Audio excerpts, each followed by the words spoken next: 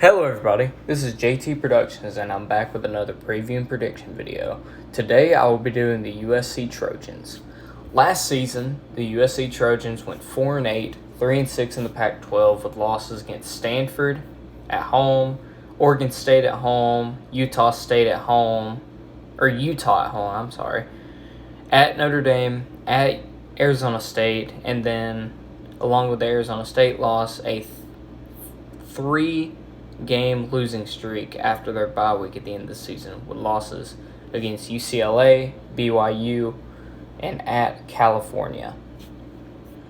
This offseason has been a big one for USC with getting Lincoln Riley as their new head coach from Oklahoma and a lot of transfers, including sophomore transfer wide receiver Mario Williams from Oklahoma, and Caleb Williams, also sophomore transfer from Oklahoma.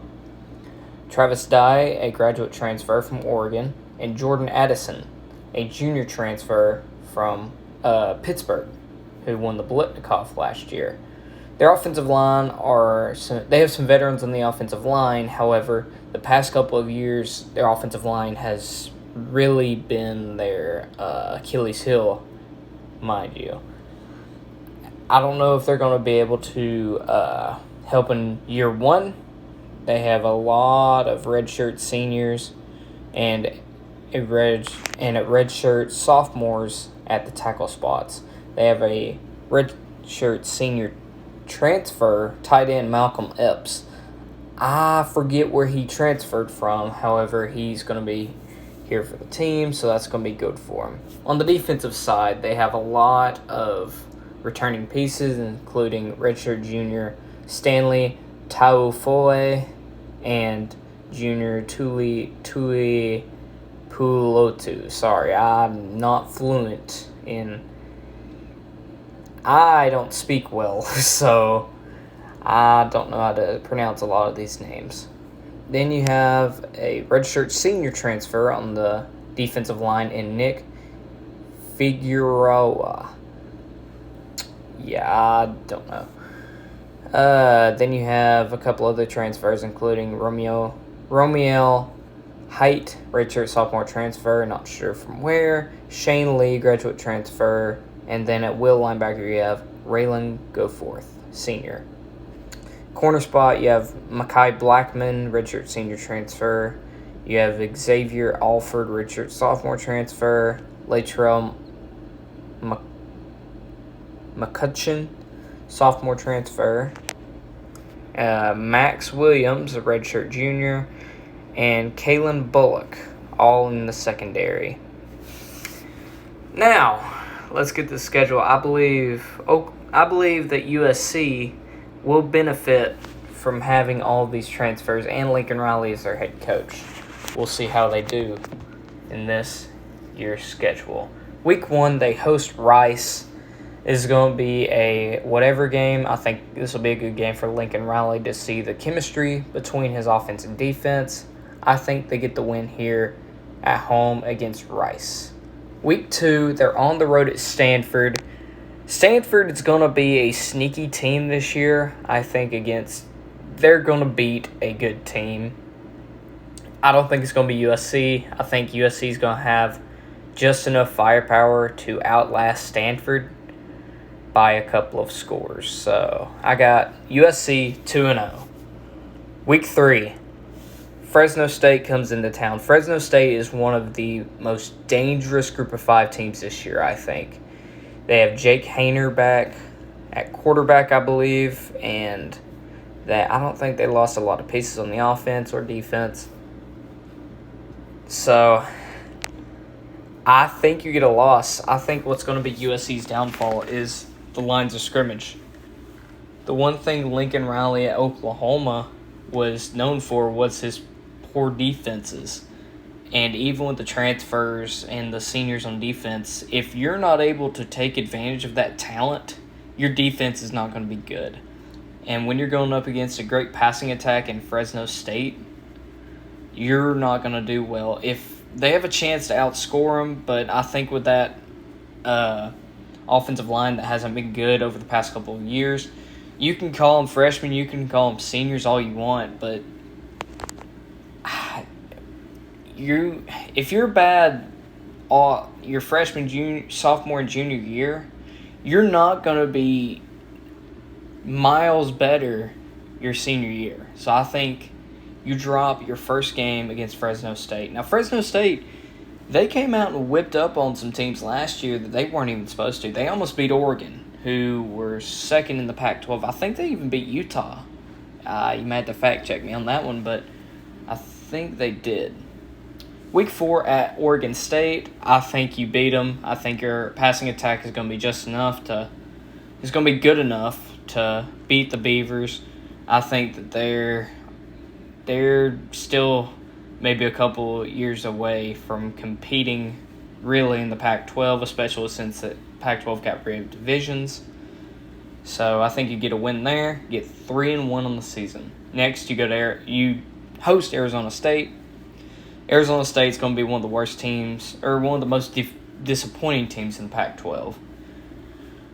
I think you get a win here. Arizona State's going to be in a down year.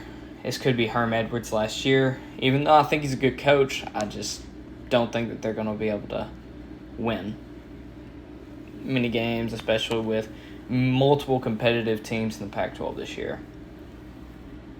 Then at 4-1, you got Washington State coming into town. I think you get a win here. Washington State's going to be a very surprising team this year. I think they're going to win some games just like Fresno State that they're not supposed to.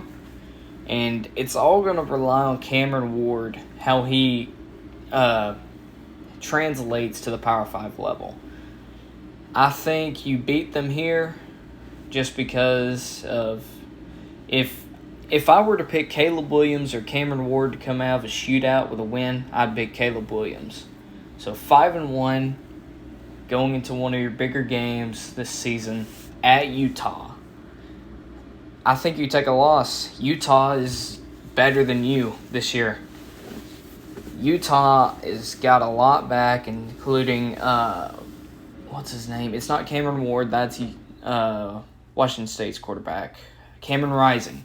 They get Cameron Rising back. They did lose a running back or two, but their offense is going to be rolling just as well. Cameron Rising is a playmaking quarterback. I wouldn't be surprised if he's starting in the NFL in a couple of years, or at least a comparable backup. So that's your second loss in the season, and you are 5-2 going to your bye week.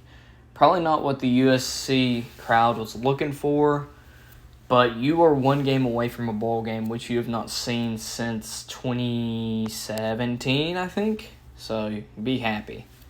Next game is at Arizona. At Arizona, you'll get a win. Arizona's one of the worst teams in the country. This last year, year before that, and this year is no different. I think you get a big win in Tucson to bring you to bowl eligibility at 6-2. Next week, you face California.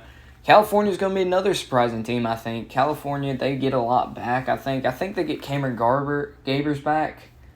And I think they're a well-coached team.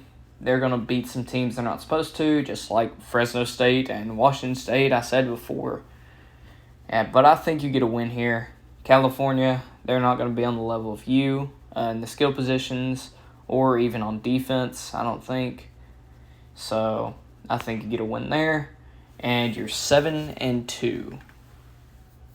So next you play Colorado. They're going to be, like Arizona, one of the worst teams in the country.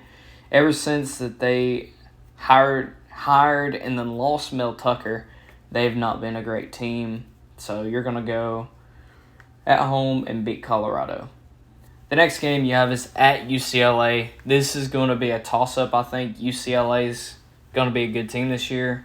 They have Dorian Thompson-Robinson back. They have the ability to win games that they're not supposed to, just like the other teams I've said and stuff like that. I think that they get the win and you drop to 8-3 and you lose at the Rose Bowl to UCLA.